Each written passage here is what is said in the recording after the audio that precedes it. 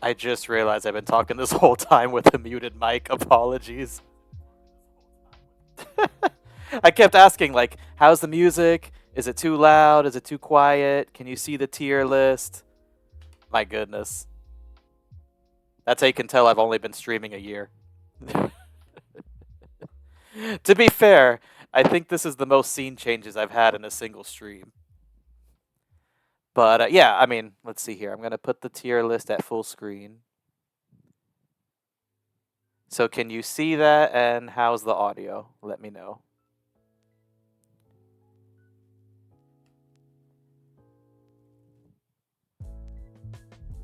Oh, for a second I thought something happened to the music, but it was just changing tracks. Okay, perfect. You can see it. Like, I can see that it's on the screen, but I just want to make sure it wasn't, like, too tiny to make out. But yeah, Iris, I was answering your message too while I was muted.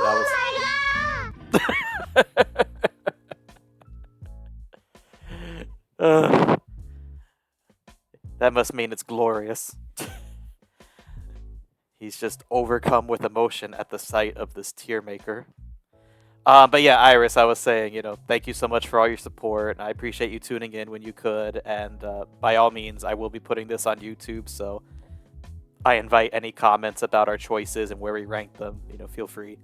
But yeah, thank you for all your support. It means a lot, and hope you've enjoyed the stream thus far, and enjoy watching the rest of it on YouTube.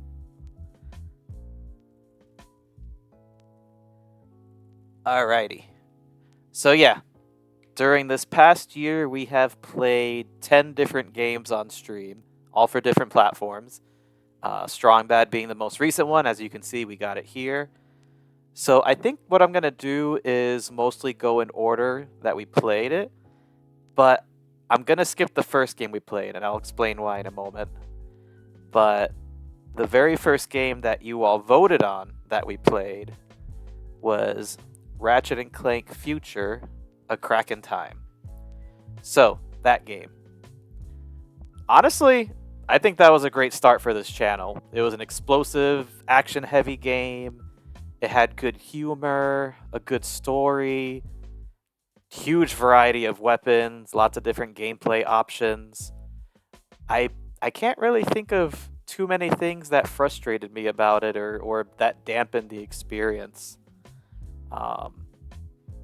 I will say, yeah, there were some challenging parts in the game, definitely, but like not an unfair challenge. It only took a few tries and you got it after that. I think, yeah, the only part that may have legitimately frustrated me in the whole game, or that was maybe a down point, and this is so minor, was like the grinding rail sections.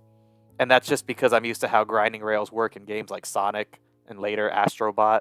And it was like these just did not have the same kind of feel. And so trying to apply those types of games, like the logic from those games, to this, it just didn't quite work. So it took a bit to get used to the grinding rails. But I mean, honestly, I think that's it. Even lengthwise, it didn't overstay its welcome. It was just the right length. How about you guys, for those who were watching when we were playing that game? Any specific call-outs, good or bad, about Ratchet and Clank? Anything that stood out about that game? It brought Sapphire Peacock to this channel, and she's been a loyal viewer since then. So that was pretty cool. It was the first game to have, our first game that made someone discover this channel. Fun weapons. That should be on the box. Like, that should be the tagline. Ratchet and Clank. Fun weapons. But they are, yeah. I mean, I love the Groovitron. I love the Saw Blade weapon. There's a lot of good stuff in there. And it's funny because each Ratchet and Clank game, they'll give you like a mix of returning weapons and totally new ones. So it's like you never know what to expect whenever you boot one up. Shoot, I don't know what to expect when we play a Rift Apart next week. But I am very much looking forward to it, especially because that's the last one chronologically. So we'll be caught up on the story by then. By the time we beat it. So, as you can see here, I got the rankings too. So S tier all the way to F tier. I put little descriptors for each one. So, I'm thinking, honestly, since the flaws are almost non-existent with that game, just, again, some really challenging spots here and there, maybe some janky physics every once in a while, but honestly, overall, still a solid experience. Oh, and I forgot the use of the Clank doppelgangers in the puzzle sections where you had to kind of manipulate time. That was really creative. That was almost like Portal levels of creativity. So I really enjoyed that. There's probably not been much like that in any of the other Ratchet and Clank games because they're usually more action heavy. So I enjoyed those puzzle solving segments. I think, even though I don't have much bad to say about it, I don't want to jump straight to S tier. I think I'm going to put it at A tier. You guys, of course, can let me know if you disagree, if you would put it higher or lower. But, I mean, I would say Ratchet and Clank A Crack in Time is an awesome game. So, yeah, why not put it up there? Cool, cool. Yeah, I 100% agree, EST Blue, without a doubt. So, yeah. Nice. So, hey, we started the channel strong with an A tier game. Then, after that, what did we play? Oh, so yeah, this was interesting. So the next game was Little Kitty Big City. And that was one of the only games that you guys did not vote on. So the whole reason we played that was just because I didn't realize PS3s had this copyright protection thing that prevents capture cards from detecting them. And so when I went to stream Ratchet and Clank, I was like, oh no, it's not picking it up. What do I do? And I had to quickly improvise. So like 1 week we just played Sonic X Shadow because it had just come out recently. And then after that, I played Little Kitty Big City because I like cats. And that's a game that I was very eager to try out one of these days. So yeah, that one you could say was a Davey pick as opposed to picked by the fans for the fans kind of game. But as far as the game itself goes, I mean, it's kind of like Untitled Goose Game, but maybe a bit more chill. There weren't as many stress-inducing parts, I don't think, in that game. Like, you know, Untitled Goose Game, you had the part where you had to run away with the golden bell and, you know, all the villagers are trying to get you, or sometimes you're trying to be stealthy and not get caught. Little Kitty Big City was more like a more chill version of that, where you did cat things and just explored to your heart's content. I mean, I'll admit there were some parts where I felt like I was just wandering around and going in circles. So that kind of made it feel a little tedious sometimes. Not too bad, though. I mean, it's a short game. Humor was great. Oh, there was that thing where I couldn't really tell if certain characters were male or female, and I was trying to assign voices to them. That was always interesting. So for those who maybe didn't catch that stream, we were assigning voices to each of the characters, but the game didn't give you names for the characters. So you kind of had to use the way they talked as a guide to figure out if they were male or female, and sometimes it just didn't work. Because then you'd find out later, like, oh, that was actually a female. They said she, and like I think there was a Tanuki character who was an inventor, and we initially gave them like a biker. What's the guy's name that plays J. Jonah Jameson? Anyway, I'm having a brain fart today. But we kind of gave him like that kind of voice. J.K. Simmons, I think. We gave like a biker version of him for the voice, and then found out later it was a female character because they didn't specify. So that was it. That made it interesting to try to provide voices on the fly, but also kind of entertaining in its own way. Yeah, definitely a laid back game for sure. But yeah, it had a few glitches here and there. Like there was that one glitch at the end where the cat's head was like turned almost all the way around for most of the game. It was during the second stream we did, and that kind of creeped me out a little bit. I'm like, yo, cat, get a chiropractor. It's just why are you looking behind you all the time? You can't move forward while looking back. So I mean, yeah, I had some glitches. But no, I don't think I really have too much bad to say. It's just a fun little chill game. Yeah, you should look that up, Cookie. It was really weird. Kind of interesting too, because we beat the game while that glitch was going on. So we finish off the game and the cat still got his head twisted.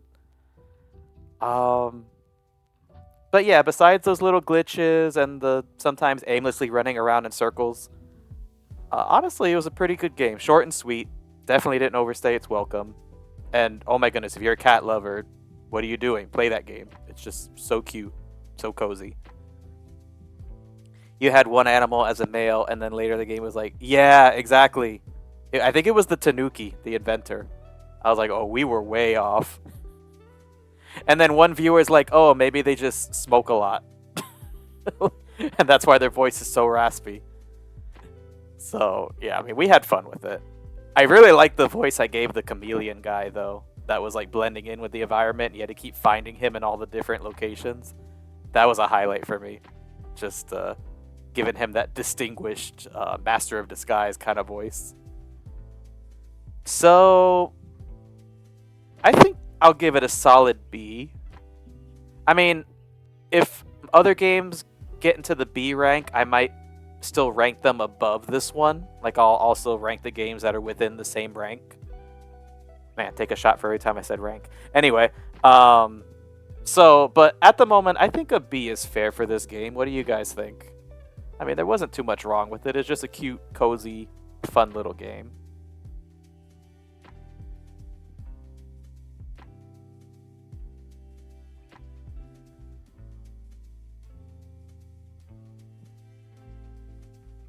And while we're discussing that, yeah, B, C tier. Okay. Stuff may move around as we make our way through this list. But yeah, I feel like if the flaws become more apparent, that's where C rank starts coming in. But solid B for now. Maybe I'll move it around a little later as we keep going. All right. So we went from cozy, fun-loving cat game to dark and dreary Metroid Prime 2. Totally different. Like, talk about a tonal shift. But as you all know, or at least those who were there for that stream, I consider Metroid Prime to be one of the best games ever made. And Metroid Prime 2 was actually the one that introduced me to the series. I rented that from Blockbuster way back when, and that was my first ever Metroid game.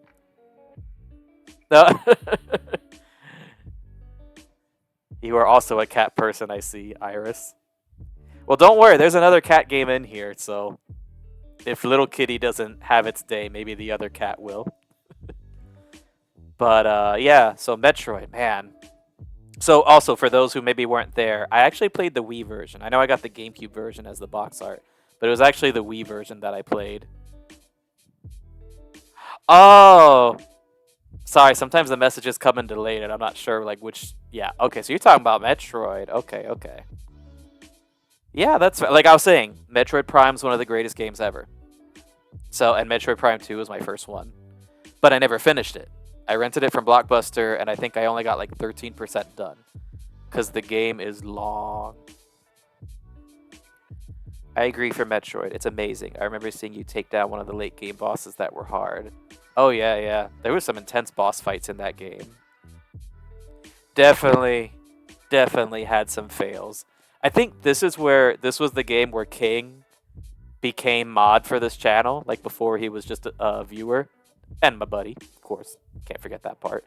But, he was just a casual viewer like everyone here. And then he was just so helpful during that stream that I'm like, hey, you want to be mod? And he graciously accepted without hesitation and has been just such really like a backbone for this channel ever since. So, I mean, hey, that game has a special tie to my buddy there. So that gives it some cred too. Yep, good times. I will say that's also the longest game that we ever played on this channel.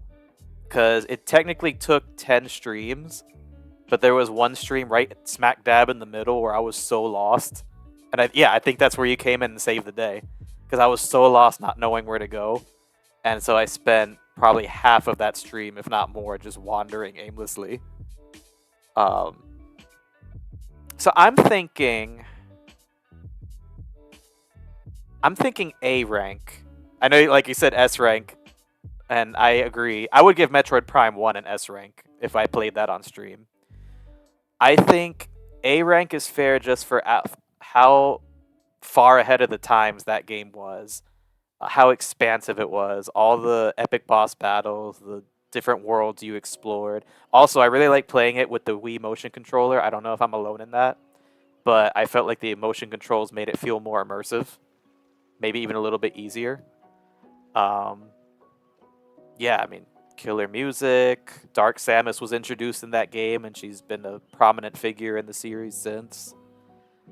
Um, it was the first time Samus actually saved a planet, like, that was not already destroyed. We actually saved the Luminoth people. Got to see them celebrate and everything. Like, usually, she goes to the planet and everybody's dead already. But we actually got to save a civilization in this one. A for ambiance. I like it. Okay. Yeah, so Metroid, I'll give it A. Just dinging it a little for the times where I got stuck and was wandering around aimlessly and it wasn't clear what I had to do next. That could be a skill issue. I'll fully admit to that. But that's the only reason. S rank has to be perfect. Like, the game is perfection, and I have nothing bad to say about it. So, but A, I think, is fair for Metroid Prime 2. Oh, but now here's the tricky part. Do we put it above Ratchet and Clank? So, like, I've seen YouTubers do it where they just kind of swap them like this. So, left is greatest, right is least greatest. What do you guys think about that? Metroid or Ratchet? Kind of hard, because, like, Ratchet is less than half the length of Metroid. So, if you're just going by size of the game, Metroid offers more. Just on that alone. And then, of course, you know, the graphics still hold up really well today. Everyone's saying Metroid. Okay, let's do it. Let's do it. It was the longest game we've streamed, so it holds that record too. It's the game that we have spent the most time with on this channel.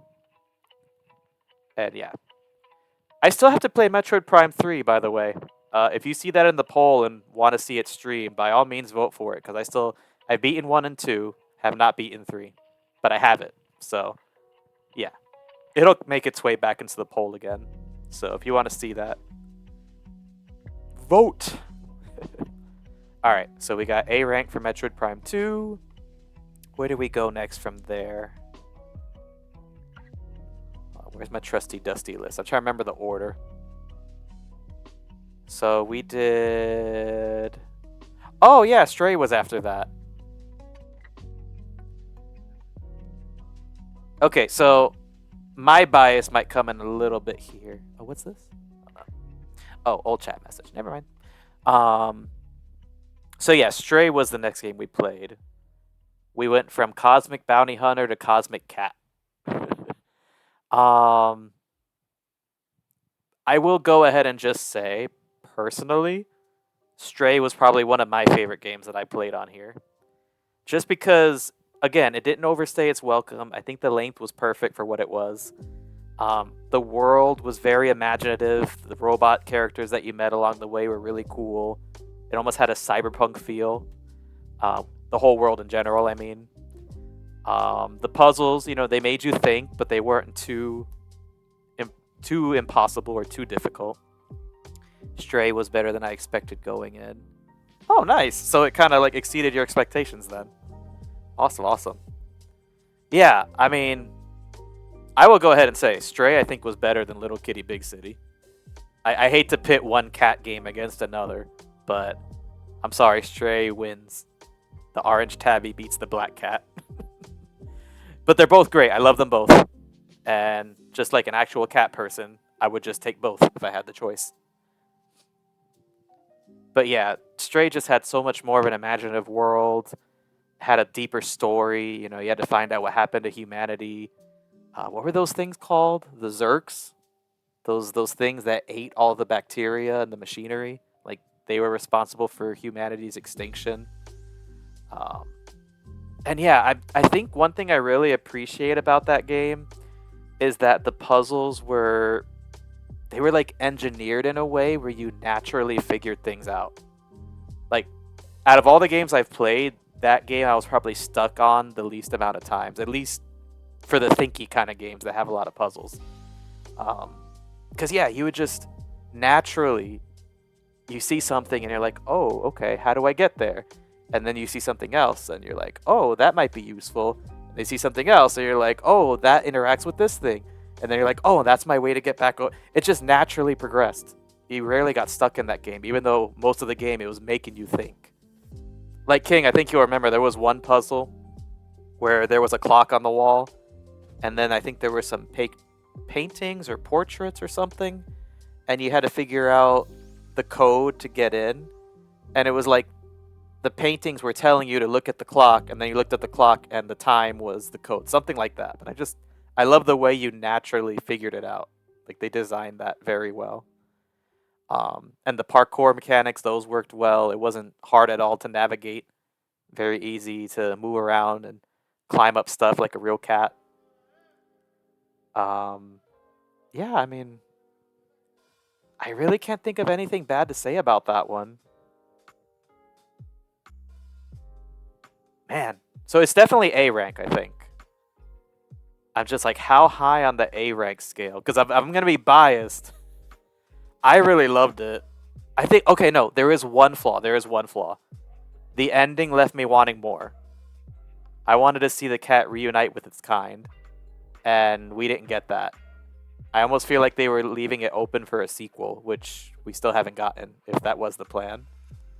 So, okay, there was that. A lackluster ending. What do you guys think about this? What if we put it A rank below Metroid and Ratchet? Just because, again, it is shorter. There is not as much game in there. And I mean, if we're comparing endings, I loved Ratchet and Clank's ending. I thought it was fantastic. I mean, honestly, that Ratchet and Clank probably has one of my favorite stories in the series. So, in terms of story, Ratchet and Clank having the stronger story, having more gameplay mechanics, more weapons, more ways to explore, essentially. What do you think? I feel like that's a fair. Like, it's an A, but just because of how much more the other two games give you, it's not above those two. Ratchet is definitely iconic. Hey, thank you, EST Blue. Awesome. We're all in agreement. Yeah, and like I said from the outset, it's better than Little Kitty Big City. So, it's still got the leg up somewhere. And I mean, A rank is nothing to be ashamed of. So, alright, so we beat Stray. I want to say Into the Nexus was next. No pun intended. Into the Next Us. Yeah, okay. I have a list. If you can't tell, I'm consulting it. So yes, the next game we played was Ratchet and Clank Into the Nexus. Again, Ratchet is the only series that we've played more than one game in on this channel. So, and we're about to play a third one. Get hype. So let's see. I think I already know where to put this one, but I'm contractually obliged to talk about the game more. So, Ratchet and Clank Into the Nexus. It was essentially the fourth game in the Future Saga, which was all the PS3 games. It was also the last one. Funnily enough, it leads right into the PlayStation 5 Ratchet and Clank that we're about to play next week. Almost, if I could compare it to something, it's almost like those midquels that they make for Kingdom Hearts. Like, you know how you got Kingdom Hearts 1, 2, and 3, but then between 1 and 2 you got Chain of Memories, and between... Yes, I do, Cookie. I appreciate that. You know what's up. Consulting with a K. So, yeah, you had Chain of Memories between 1 and 2, and you had Dream Drop Distance between 2 and 3. That's almost what this feels like. It's like an in-between of A Crack in Time and A Rift Apart. But being that it's like a middle point game, it's also much shorter. I want to say you only visit 5 planets in it. But it doesn't overstay its welcome either. Like, even though it was short, it never felt dull or slow because of that. It was like a roller coaster ride from start to finish. Graphically, they did, for some reason, opt for 30 frames per second graphics, whereas like all the previous games are 60 frames per second. And I'm a bit of a FPS snob, so that was a little noticeable, made it feel a bit slower. Any other things? I mean, the gravity mechanics were cool. I love the The Clank levels where you're kind of manipulating gravity. That was pretty fun. Reminded me of another indie game.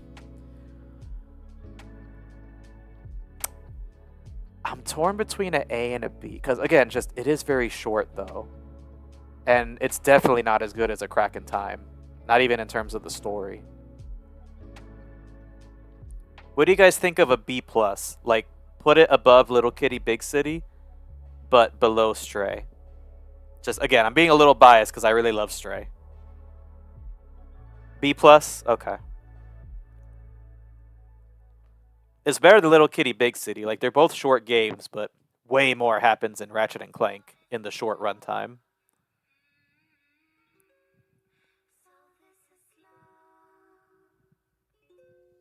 Okay. I think that looks good. I don't know why I'm getting sniffly all of a sudden. Darn allergy season. Zolan, I know what you're feeling, man.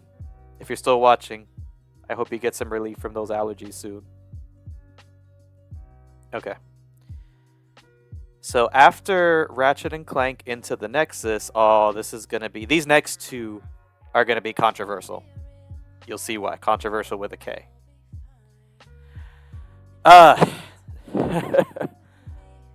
Yeah, above Little Kitty. Yeah, definitely King. It's definitely better than Little Kitty. So the next game we played was Star Fox Adventures. I'm going to be completely transparent with you all.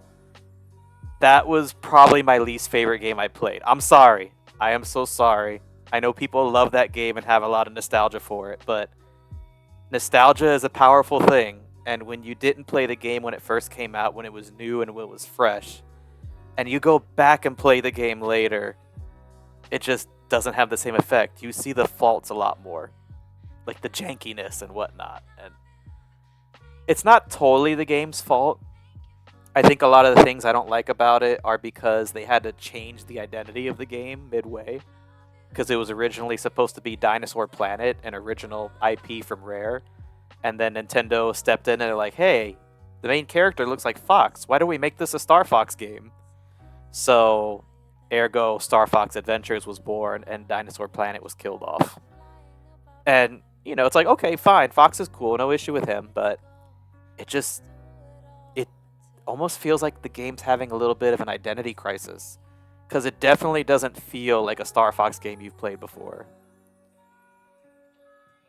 Taking the hit for us for playing it. Aww. And you know what? To the game's credit, I think it brought more people to my channel than any other game, because a lot of people do have fond memories of it. But yeah, I mean, we still had some cool moments. It's not terrible. It's just, you know, there was a lot of jankiness. I think, oh my god, the plot twist at the end was so just not earned. Like, you could tell you were supposed to fight General Scales, and then it's like, oh, psych, no, you're fighting Andross, even though that wasn't televised at all during the game. Or if it was, I just totally missed it. I mean, there was that. What else? There were some brutally difficult parts. Oh, dang, that's a really good analogy, Iris. Yeah. I mean, yeah, I know a lot of people love it, but again, for me, Star Fox is about flying around in an R-Wing, you know, having banter back and forth between your partners, saving them when enemies are on their tail, doing barrel rolls, like shooting everything from little ships to big robots. That's Star Fox for me. And this game tried to incorporate that, but it was really only when you're traveling between worlds. It was basically the gummy ship segments from Kingdom Hearts. And then they really tried to incorporate it in the final boss, but it just did not work. It did not feel the same, because you're having Rare, a different studio who doesn't make Star Fox, try and emulate the Star Fox experience. Yeah, exactly. It was more like Zelda, which is what Dinosaur Planet was trying to be anyway, and they had to change it. Yeah. I mean, I think I've ranted long enough about it, but what do you guys think about a C rank for this game? Because it definitely could have been better. It's not that I didn't like it. It had its moments. Actually, yeah, I didn't really talk about any of the positive points about the game. I mean, yeah. Graphically, it was spectacular for the time. It was fully voiced, even though the voice acting was a little corny, but again, product of the time. But the voice acting was there for everything, which definitely took some effort on their part. Combat was alright. It's just a lot of jank. A lot of things just didn't feel natural. I don't know. I don't play a lot of Zelda games, so maybe I just went in unprepared, but it really is more like Zelda from what I hear than Star Fox. But it's definitely not like the Star Fox that I know. So Cookie's on board with C for Star Fox. How about everyone else? You think that's a fair grade to give it? It's not that I didn't like it, it just was a bit of a flawed experience.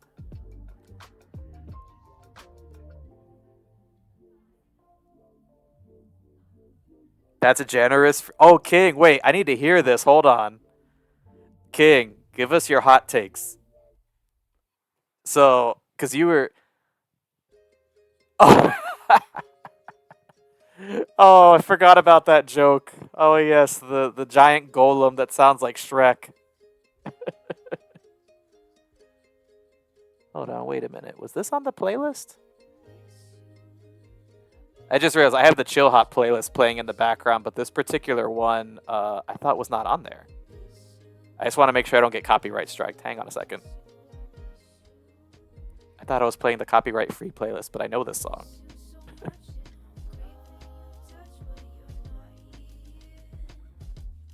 No. Says I'm playing the Chill Hop playlist. They must have added it. It wasn't in there before. Okay, I'm so sorry for that interruption. I just want to make sure I didn't... You know, I want to put this on YouTube later, but I don't want to get hit with a copyright strike. This song is really good, though. I like it a lot.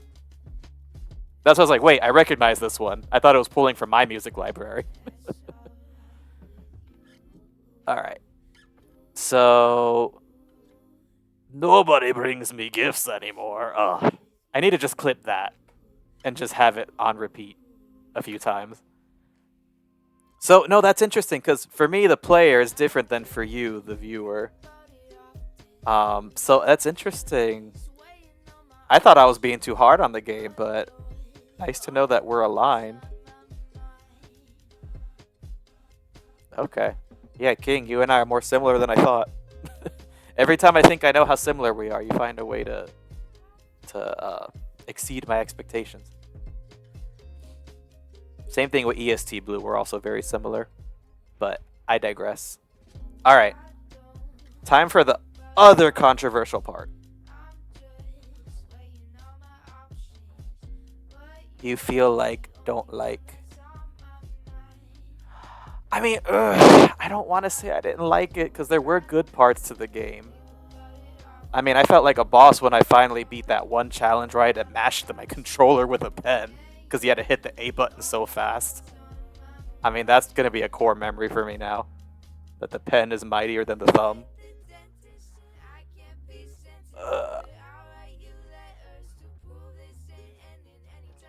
Yeah.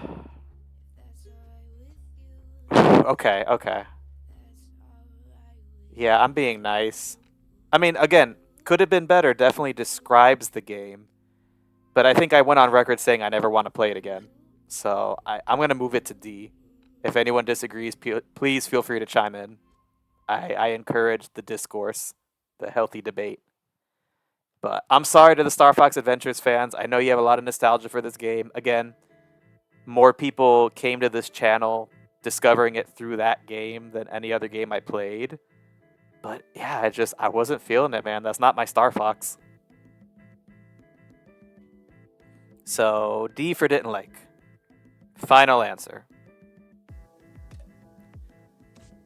Unless I decide to change my mind later. It's not until all 10 games are on this list that the list is finalized. So, okay, the next game we played was another GameCube classic. Super Mario Sunshine. Yes, the list is fluid, absolutely. Thank you all. Appreciate it. So Super Mario Sunshine, this was also very interesting because I love the Mario 3D platformers. And I only played... Or not only played, I played a lot of them. Mario Sunshine is one of the only ones I skipped. And if we weren't around when I told that story, the reason I skipped it was because I had a friend who would get all the big Mario games and such for the GameCube. So I would just mooch off of him when I hung out with him, and I would go out and buy the more obscure games that just looked interesting to me, like I don't know, Custom Robo, Ribbit King, Chibi Robo, Amazing Island, like those kind of games. Just if it looked interesting to my child self, I bought it, and if my friend didn't have it.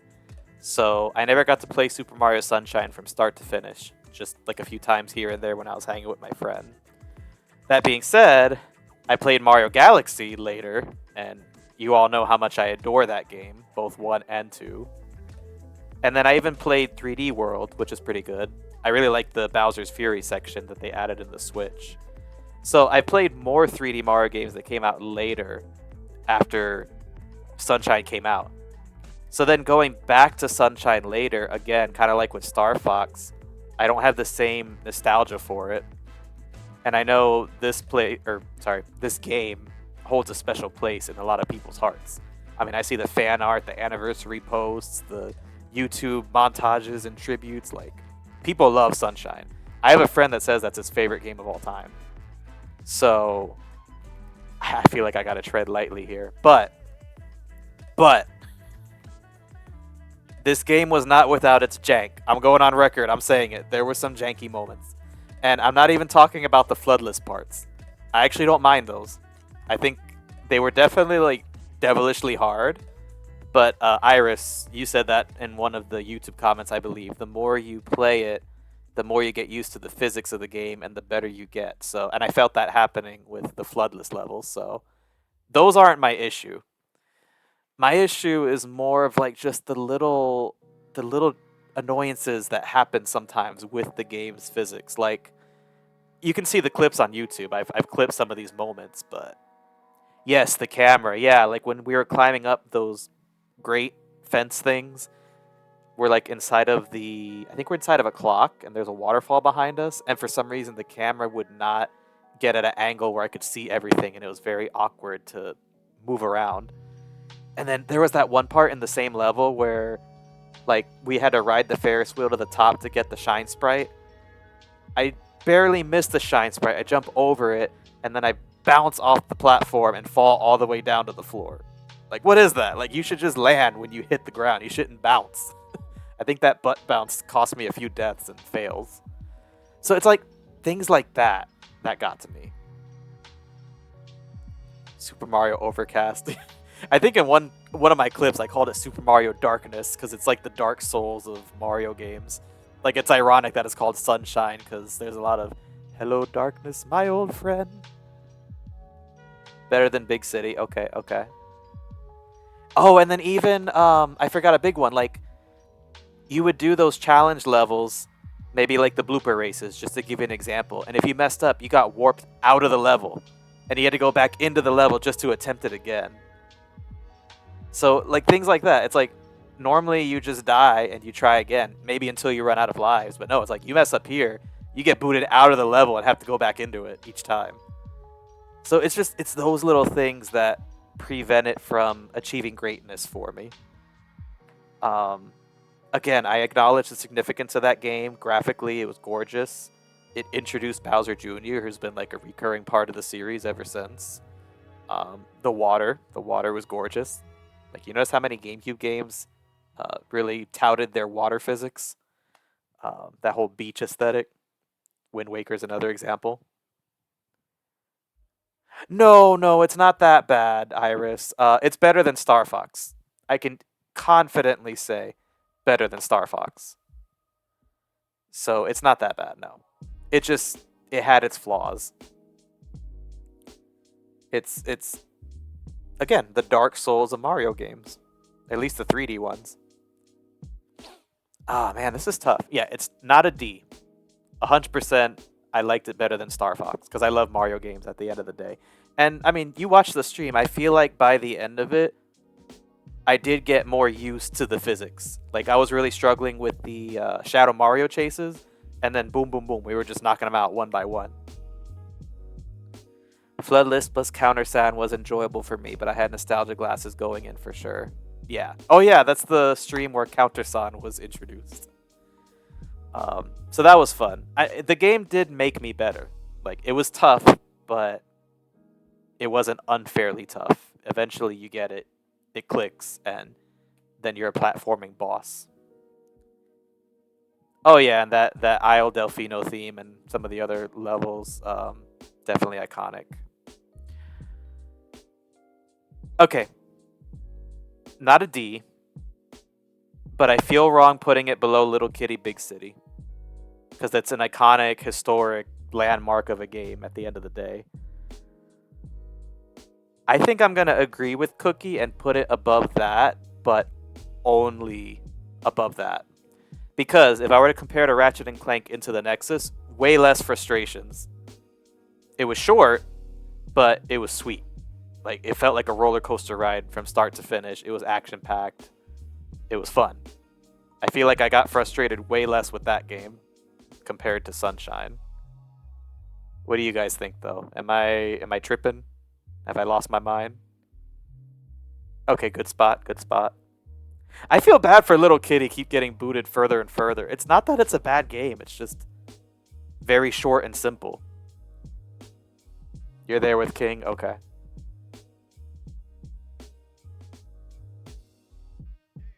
It could be worse for Kitty. Yeah, he could be in C. That's true. Or he could be Star Fox. So, okay. I think that's fair. But while we're talking about Mario 3D platformers, if you haven't played Mario Galaxy, please play it. It's so good. It's a masterpiece. I think, King, you're going to play it eventually. I think I've convinced you enough. So yeah, and that's again the reason why it's like going from Galaxy back to this. There's definitely a difference, at the very least in terms of physics. But I rest my case. But now we go from one platforming great to another. The next game we played was Astrobot. I'm in love with y'all. Yeah, now that they released 1+2 for... Actually, funny thing about that, King, before I talk about Astrobot, I put up a clip of when you predicted Mario Galaxy 2 for Switch. Like, that's the clip I put up on my YouTube channel today. Just to give you your kudos that, like, hey, you called it. They announced that in the Nintendo Direct. And it was for Switch, like you were hoping, not just Switch 2, which I'm so glad they did it that way. Yeah, it's overpriced. We all know that. But at least Switch owners can get it too. They're not like forced to buy a Switch 2 just to play a game from the Wii era. So I appreciate Nintendo at least making it accessible to all Switch owners, 1 and 2. But Astrobot though. Ugh. This is where my bias is going to show. Yeah, Cookie, you ain't lying. Astrobot is one of my favorite games I've played of all time. No lie, no exaggeration. That game is a masterpiece. Like, again, you all know how much I love Mario Galaxy. Astrobot is literally Mario Galaxy 3, just made by Sony. Like, even down to some of the power-ups. They got some of the power-ups from Yoshi, or sorry, like some of Yoshi's power-ups from Mario Galaxy 2. The one where you can create platforms in midair, except they even expanded on that, made it cooler. Yeah. But then on top of that, it's like such a love letter to Sony's history and to gaming in general. Like, there's so many references to all eras, and not just Sony stuff. Like, I know you all saw the cool Final Fantasy VII references that they added in the DLC. And, like, even obscure games that I never heard of, which is saying something for me, because I've heard of a lot. So it was almost like Smash Bros in that regard, too, where it was like a celebration of gaming. I think it's actually one of the only games that can rival Smash Bros in terms of, like, the scale of its crossover. There's just so much in there. And then even the way they... Yeah, I'm so glad you enjoyed watching it, King. And by all means, I would love to, if I could somehow show you the game even more, even though we 100% completed it. Because playing it, even though it's so fun to watch, playing it is even better. Especially because of the cool stuff they do with the controller. Yeah, please. Astrobot is one of the PS5's killer apps for sure. Aw, I'm glad the joy radiated through the stream. That game it's pure joy. I think you all know what I'm going to rank it, but I feel like talking about it a little bit more first because I love it that much.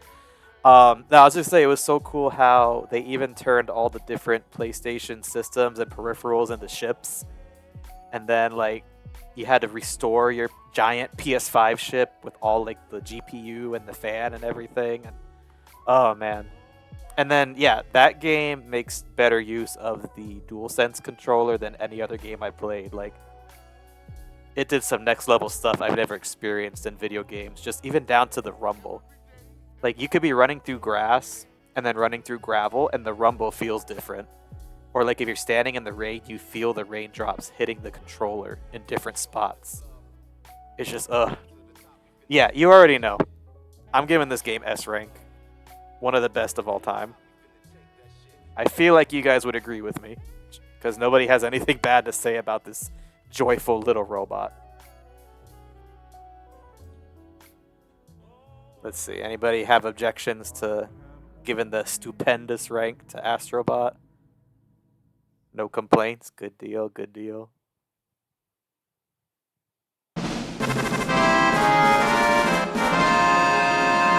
Hey!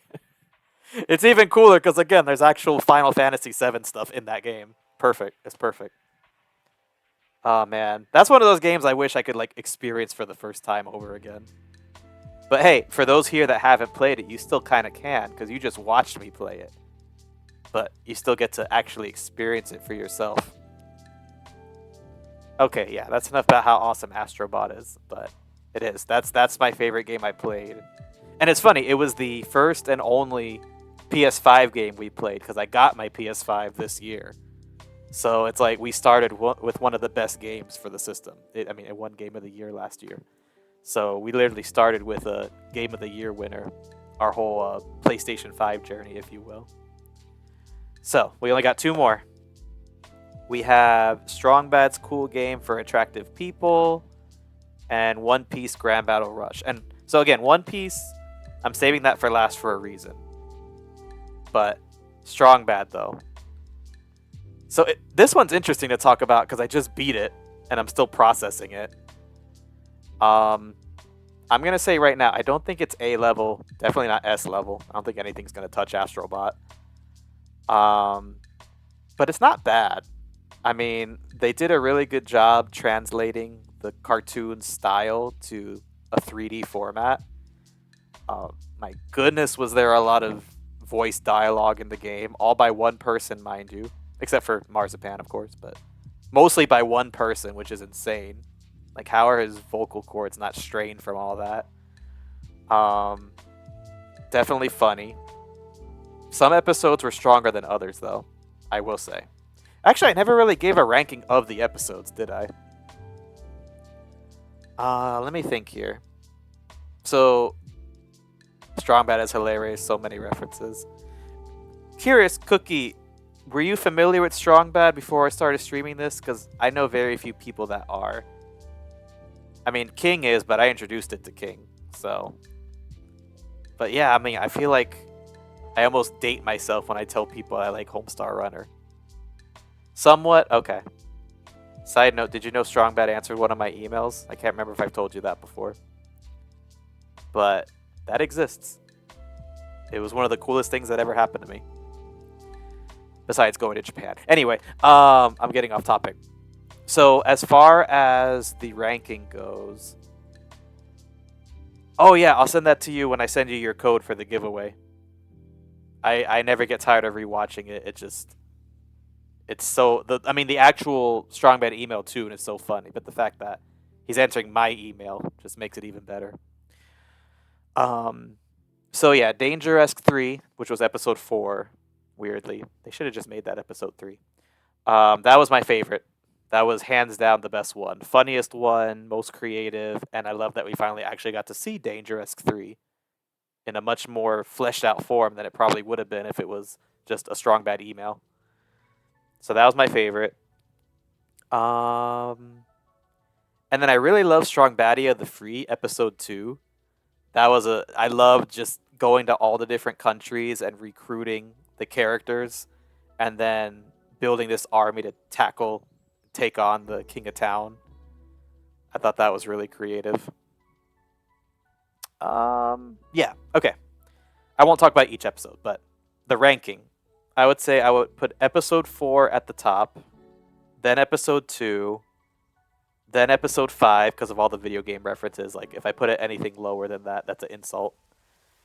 And then maybe episode 1 and episode 3 at the bottom. I feel like that's what I would do. Episode 3 just didn't do much for me. It was fun for a bit, but once it got to the concert parts, I don't know, just something fell apart for me. It could have been just that my brain broke, but because it was getting late and brain function starts to lessen and lessen the later the night gets. But I don't know. I feel like it came to a screeching halt once it got to the concert part. And then episode 1 was just the first episode. It set the foundation for everything that was to come after. So, yeah. That's my ranking. 4, 2, 5, 1, 3. But yeah, I love Danger-esque 3. That was so much fun and so funny. But now, taking the experience as a whole, with all its ups and downs,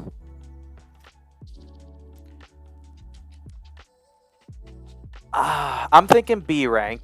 But where to put it is the question. I mean, hey, I think it's great that almost all the games we played are a B or higher. Like, only one game that I didn't like, that's not bad. Just 10% of the whole catalog. But, I think, again, poor Little Kitty. I think I'd put it above Little Kitty Big City because there's just so much more to it. I mean, we got 5 episodes with all the voice acting, all the references, all the jokes, all the puzzles. There's just a lot more. Yeah, Little Kitty Big City only falters just in how little content there is. What's there is really good, it's just there's not much. Yeah, Strong Bad goes above Kitty. Does it go above Mario Sunshine, though? Ooh, this is tough. Yeah, it's definitely above Kitty. The Kitty is a solid B-. Flip a coin. Nah, I can't do that. I gotta put thought into this. I welcome counter opinions and feedback.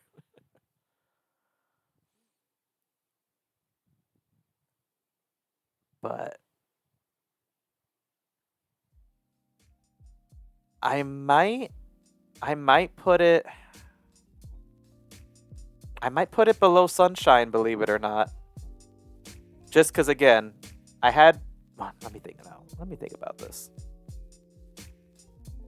Dang, this is hard. I guess it wouldn't be a tier list making video if there wasn't one that made you really scratch your head.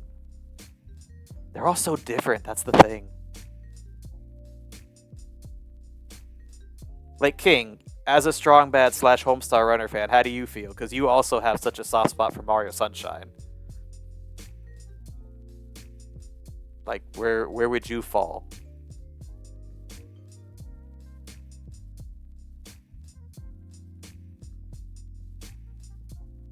I could see it anywhere between Nexus and Star Fox. Okay. Yeah, it's just because the experience, had its highs, it had its lows. And the lows weren't really bad. It's just like low points where it got kind of dull and we were running around a bit in circles. There wasn't anything, I don't think, super frustrating.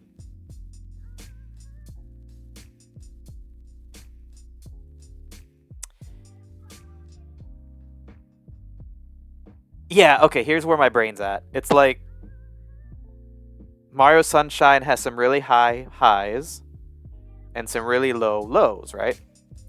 Strong Bad's like in the middle in terms of both. It had some highs, but nothing super extraordinary, amazing, mind-blowing. And it had some low points, some points where it got a little tedious, but nothing that was like totally game-breaking, ruining the experience. Dang, Cookie might make me flip a coin after all.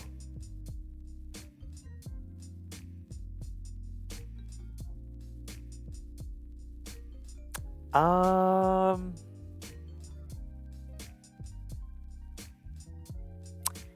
may just have to go with my heart on this one and or my gut. And at the end of the day, Strong Bad answered one of my emails. I've had a soft spot for this series since the early 2000s, like my middle school years. I think I have to put it above Mario. I'm sorry. I am very sorry. But there wasn't anything like super duper frustrating about it. It's just, again, points where it got confusing or, you know, maybe got a little slow paced, a little backtracky. Oh, I don't know. This is so hard. I wish there was a way to make certain things tie on the list. Any other counterpoints or arguments? Maybe you could sway me. I don't think I'll put it above Ratchet and Clank though. It's literally battling head to head with Mario. One hero in red versus another. I'm gonna hydrate while you guys chew on this. But it's Mario, counterpoint. Mario's like sitting in an office somewhere watching this like, hey, what's the matter for you?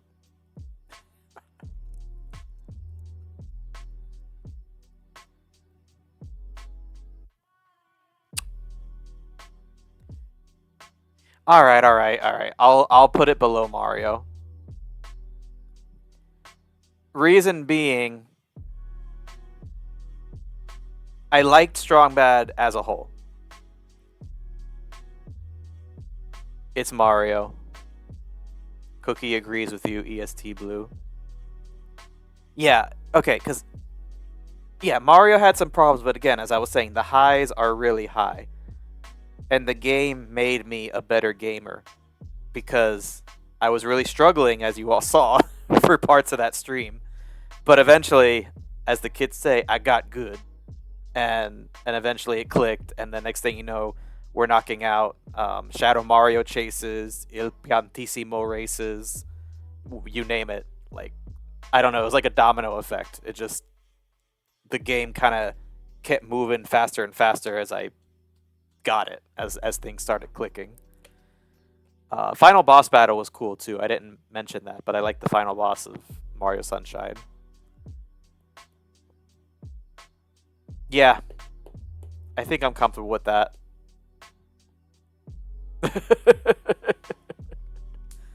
I mean, that's what happened. I got good eventually. It took a few streams, but I did. So, okay. I mean, yeah. If you were to ask me, I would say those two are tied. But just for the sheer fact that it's Mario and the highs in that game were higher than the highs of Strong Bad, I'll put it above. Oh, thank you so much, Cookie. You're too kind. I think Strong Bad would beg to differ with that, Iris. He might put up the dukes. But yeah. Mario is a pretty cool guy who doesn't afraid of anything. So, alright, we'll do that. I mean, if you ask me honestly, they're basically tied. But just for the sheer fact of Mario having a better pedigree, he beats out Strong Bad. The hero beats the anti-hero. But I do love Strong Bad. Don't hate me, Chapman Brothers. But I still love the world you guys created. And thank you for answering my email those years ago. Alright. Last but not least, One Piece Grand Battle Rush. And this is where the bias comes in. So, the first game we streamed was actually one that I played before. The reason I was streaming it is because, little history lesson, when it came to imported GameCube games, you had to save the files on a separate memory card. If you saved like a Japanese game file on an American memory card, it would wipe out all the American game save files that you have. Yeah, no Fs in chat here. At least not now. Maybe in some of my previous streams, but not now. But yeah, you had to save them on separate memory cards. Long story short, I had a separate memory card for my Japanese games, and I gave it to someone who needed a memory card. So next thing you know, I'm like, wait a minute. I want to re-unlock. I got another one, if you guys are wondering. Now I have to re-unlock all the secret characters in One Piece. And considering this is a One Piece themed channel, I thought it was fitting to start with a One Piece game. So even though I played it before, a lot, I was still accomplishing something. so to speak, because I was unlocking stuff that I had previously unlocked so that I can have access to it again. And really, I just wanted to show off the game to all of you because I feel like most people didn't play that game, even the One Piece fans. So, that being said, it's going to be really hard to be unbiased about that game because it holds a special place in my heart. It was the first game I ever imported from Japan. One of the few fighting games besides Smash Bros. That I'm good at. Like, I learned all the moves in and out. But then at the same time, it's not a really balanced fighting game. It's very, very easy to be cheap and unfair. Especially when you fight the harder computers, that becomes clearly evident. But yeah, that's going to be really hard because that is also one of my favorite games of all time, straight up. But the nostalgia is playing a factor big time in that statement. But yeah, I mean, there's not many fighters like it. Power Stone is the big comparison, but I never played Power Stone. I plan to. I actually just got Capcom Fighting Collection 2 for my PlayStation, so I will play Power Stone eventually. But it was one of the only arena fighters I played. A low A or a low B, not gonna lie. Did you watch that stream, Cookie? Like, have you seen the gameplay of that game, or maybe have you played it yourself? I'm very curious. But ugh. I really love the game. And you all know how big of a One Piece fanboy I am, so it was the first One Piece game I ever owned on top of being the first Japanese game I ever owned. Oh, I didn't know that. That's cool. Oh, but see, you probably got the American version. So, yeah, I have the Japanese version because it goes all the way up to Davy Backfight. Hat. Just like my channel, Davy Backlight. Maybe that's another reason I picked that game. Because it goes up to Davy Backfight. But, yeah, they took out Aokiji, Foxy, and Eneru from the American version. Just because at the time, 4Kids was dubbing One Piece, and they're like, hey, we haven't caught up to that point in the story yet. We don't want to spoil anybody, so what's the natural response? Let's just remove content from the game and still charge people full price for it. So, yeah, I wasn't about that. I'm playing the Japanese version the way it was meant to be played. But a lot of people haven't, because that's what America got, the compromised 4Kids version. So, again, this right here may be better than what you played, at least slightly, Cookie. And then, like, they had a Davy Backfight stage, they had Eneru's ship as a stage. So yeah, it was missing some critical content in the American release. I bet you also say the manga is better than the anime. I cannot confirm or deny the allegations made against me. Though I will say, as of Wano, the anime is on a whole other level. Like, Wano onward is like some of the best stuff this series has put out, at least in terms of animation quality. But this is about a One Piece game, not the series. You get me talking about the actual series, I won't shut up. Maybe I need to start streaming reactions to the manga or the anime or something.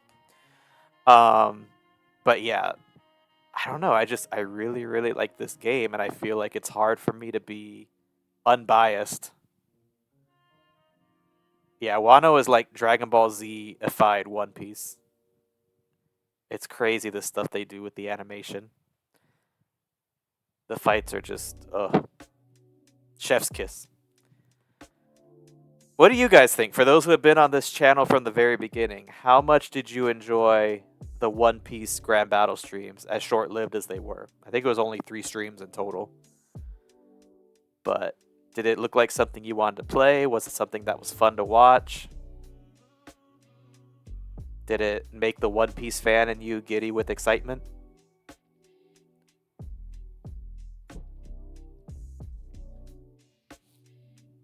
Because, man, fun to see. Awesome. Not into fighters. Fair, fair. Though I feel like this one's a lot more accessible than your typical fighter, because there aren't any combos. It's like, the combos are AAA, XXX, XA. A, you know, it's just like, it's all combinations of A and X, pretty much. Hold R for a long distance A or X attack. RAX for a shield breaker. But see, the game was still fun enough where I learned all of that. Also, like King, would not play it myself, but could tell you enjoyed it. Gotcha.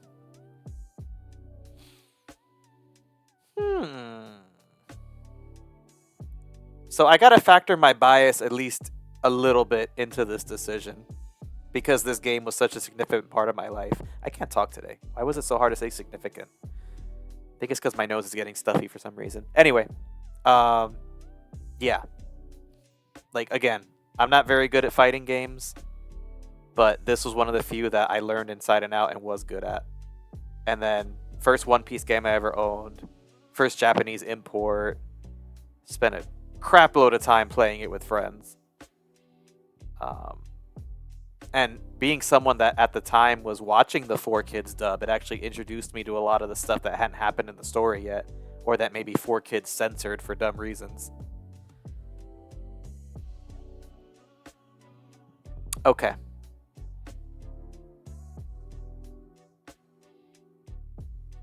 Aw, too kind, King. But we were all part of the experience. Like, the experience watching it is also factoring into this list. Okay.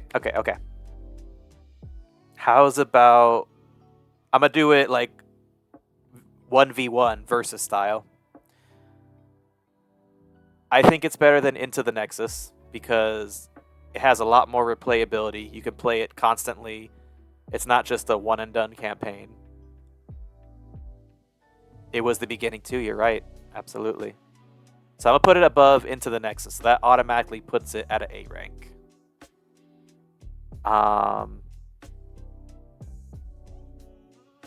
Stray. I think it can beat out Stray for similar reasons, because, again, Stray was a short but sweet experience, whereas One Piece is a game you could keep playing over and over, learning the combos, unlocking characters. There's still costumes that I have to unlock now that I have a new save file, so I could go back in and keep unlocking stuff. They even have the trading cards you can collect. So, in terms of replayability, I would also put it above Stray. Here's the part where it can get controversial. Actually, let me scroll up a little bit so we can see the whole thing. So, right now, it's gunning for a top 3 spot. The competitors are well, it's not touching Astrobot. Let's not even entertain that thought. Astrobot is not getting touched. That is the GOAT.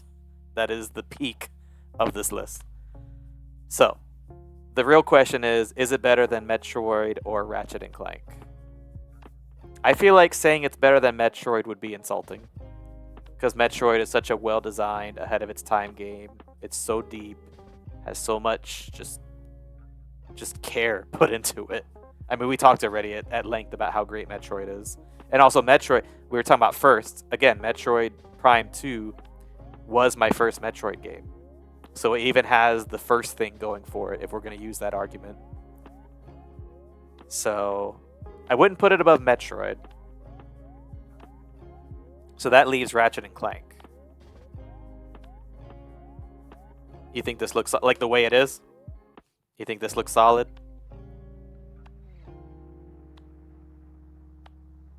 Yeah, it's above Stray.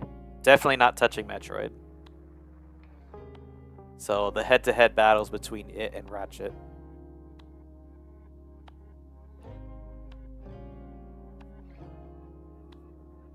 Alright, so Cookie thinks it's fine right where it's at. What do the rest of you think? Again, I know I'm biased, so I might feel differently, but I'm trying to remove the bias somewhat and just look at the sheer quality of the game. Because it's not a competitive fighter. Definitely not balanced. Hey, Zolan. Thank you for chiming in, my guy. Alright. Yeah. I think the only reason I'm debating is because at the end of the day, Ratchet was still a little on the short side. It's not as short as Into the Nexus, which was like almost intentionally short. But we beat that in 4 streams. It feels like it came and went really fast. But I would rather a game that comes and goes and is exciting from start to finish than something that's long for the sake of being long and it feels like they're just dragging it out and wasting our time. So, okay, I think we got a finalized list. So Astrobot takes the S rank. Pretty much everything else is A or B rank, and then sorry, Star Fox, you're in the D rank. It's almost a C, but I'm being really nice if I put it in C because I literally said I wouldn't play this again. So that says didn't like. And for something to get F rank, it would have to be like Superman 64 levels of bad. Which, thank goodness, we haven't played anything that bad on stream. I don't think we will, because I like to put some thought into the games I buy. At least a little bit. Okay, awesome. Thank you, everyone. Appreciate you helping me figure all that out. I think making a collaborative like this was a lot more fun than if I were to just sit and make this list in my own time. Which game did you forget? Which one are we talking about, Cookie? I didn't forget to put a game on here, did I? Oops. To the left, to the left. Oh, the Superman one. Yeah. That's considered to be one of the worst games ever made. So, like, it would have to be almost that bad. I don't think anything could really be that bad, but comparable to that game to get F rank. It just have to be, like, straight up dumpster fire. Wish I could forget it and get my time back. But yeah, thankfully nothing is that bad. I don't think anything we play on this channel will be that bad. I hope not. But I really thought I would like Star Fox better. I'm surprised it was that low. What's this here? Wait, my chat's bugging out. Oh, this is fine. Stupid automod. Automod was blocking your message. Sorry about that. You gotta play a purposely bad game for half a stream just so you can fill out the F rank one day. What's a really bad game, though? I mean, my backlog is pretty huge. There might be something bad in there. I hope not, because I only buy games that look interesting or that people liked and recommend, but oh, man. And what's the other game that's really bad? There's Superman 64, and there's another one that's, like, considered one of the worst games ever made. I was thinking about it the other day, but I forgot. But yeah, it has to be that bad to get an F rank.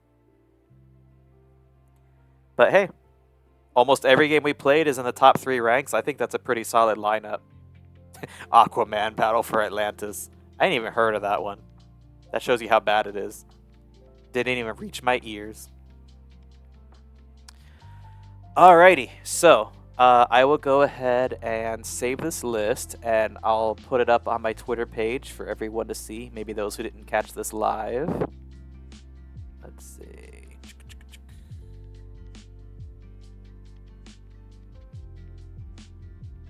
Download image. Yeah, I'll save it right in here. Good deal. Good deal. Thank you again, guys. Appreciate all your help with that. Yeah. Way more fun than if I was to just plug away at this in my own time. And I kid you not, the list probably would have looked a lot different because I would have been way more biased. But I think having you guys here helped me look at things from a more objective angle. And really, I mean, if you look at this list, I think the only one where my bias is really showing is One Piece. And that's because it's a game that I grew up on. So the only one that I wasn't going in completely blind. Alrighty. So that completes that. Let's see my agenda here. How do I get out of here? Alright. Get that out of here. Now, I know there's another horrible one that people talk about. I don't know why it's escaping me, but I was thinking about it the other day. It's right down there with Superman 64.